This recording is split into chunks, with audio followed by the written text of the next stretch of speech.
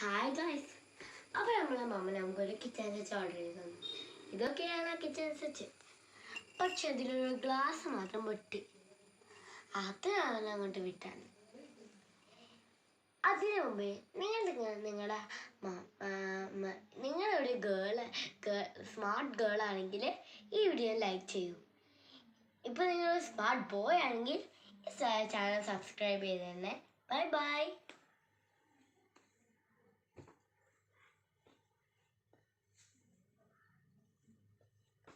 ഇഷ്ടപ്പെട്ടോ?